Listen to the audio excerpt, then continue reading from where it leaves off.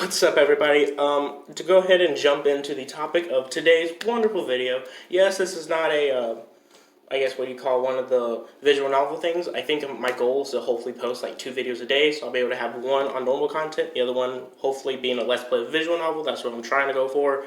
But it's a struggle. It's a struggle. But jumping into what I guess we're going to go over today, if you read the title, then the title of this video hopefully should be, unless I'm just incredibly dumb, should be the anime that I think is most slept on.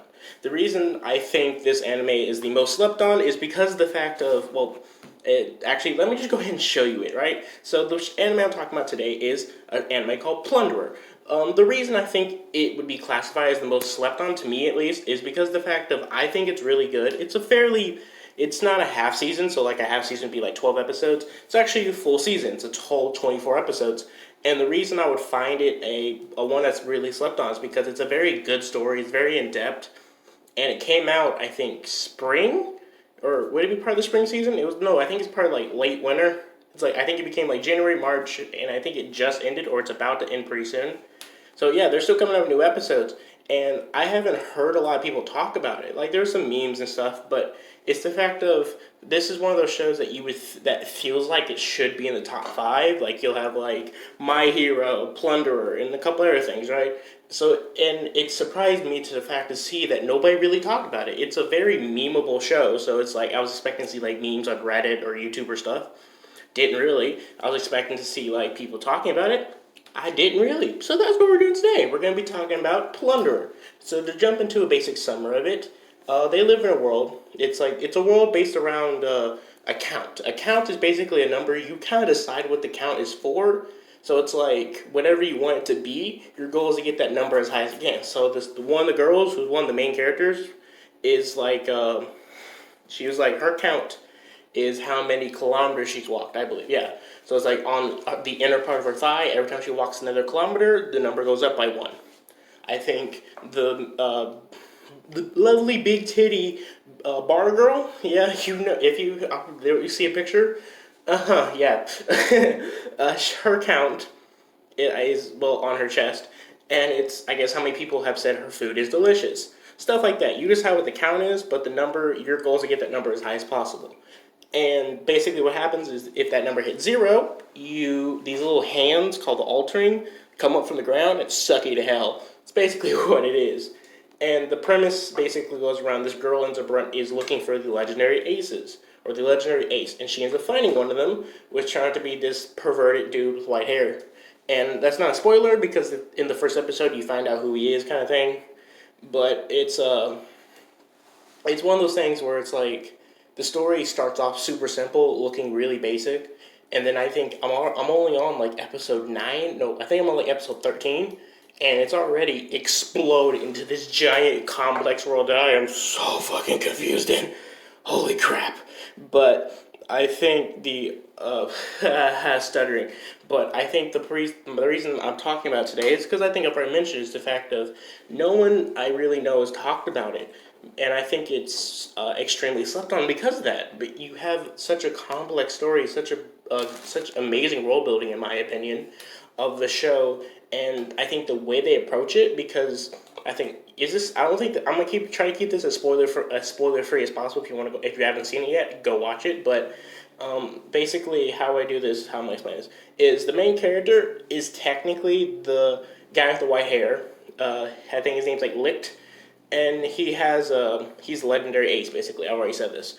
But the way they tell the story, especially later on, is basically it ends up being the side characters looking into him, kind of thing. So it's like the story is like the side characters are in the middle of what you're viewing, of what you're watching, and it's basically you're watching them watch him.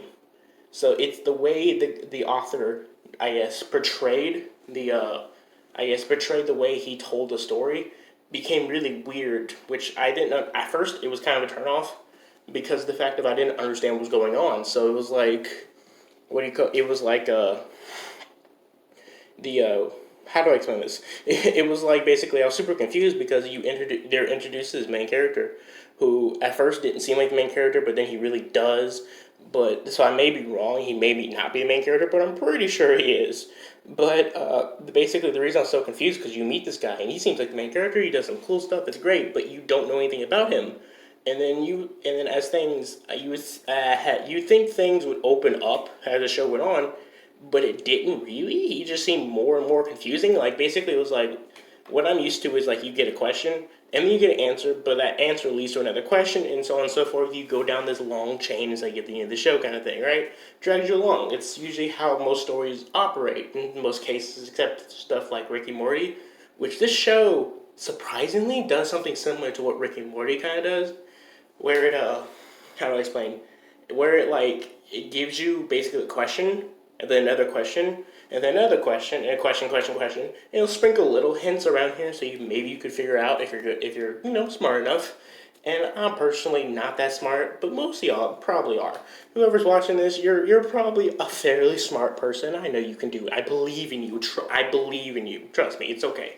But the way they basically, it's like I just said though, the way they do it is they have question connected to question connected to question.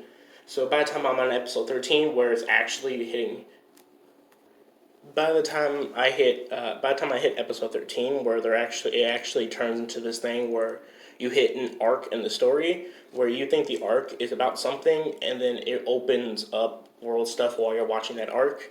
The way they did in this case is that the first arc did nothing but give you like books and books of questions, like what the hell's going on? And then the second arc, which is what I'm getting into now, is basically not gonna spoil it, but how do I explain this without spoiling? Basically, they're answering all those questions. It's kind of how it works. And at first I was getting really annoyed by this because I was thinking, oh, dude, that's such a cop out. But then as I started watching it, I was like, it kind of is a cop out. But the way he or she, I actually don't know the author's name, the way the author did this, or the way they portrayed the I guess this cop out per se, I think was personally, in my opinion, very well done. They managed to like do something that I would classify as a cop out. Basically, just make a whole storyline just answering a bunch of questions, but they still portrayed it in a way that sucked you into the story and made you more curious. And actually, like it got to the point where it was like, for me personally, it got to the point where it's like as soon as it started, I was already able to start piecing stuff together because you just look at the surroundings, the outside of the background, and you'll understand once you get to this episode. But you start piecing around this stuff and you start figuring out before the characters do, and then the characters do. But when the characters actually figure it out, you get a lot more details, which help you figure out other things. So it's like sometimes the characters are ahead of you, and sometimes you're ahead of the characters. So you end up in this weird competition with a TV show.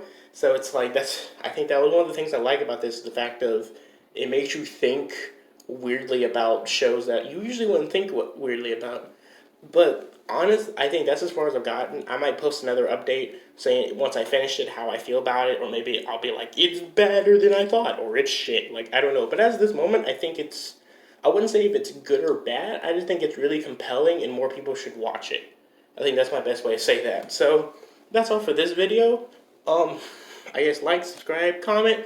You can hate me, you can love me. I don't really care, to be honest. This is more of my kind of fun time for this. And I hope that I can make something that whoever watches this genuinely enjoys and can have fun with. Thanks for watching. Bye.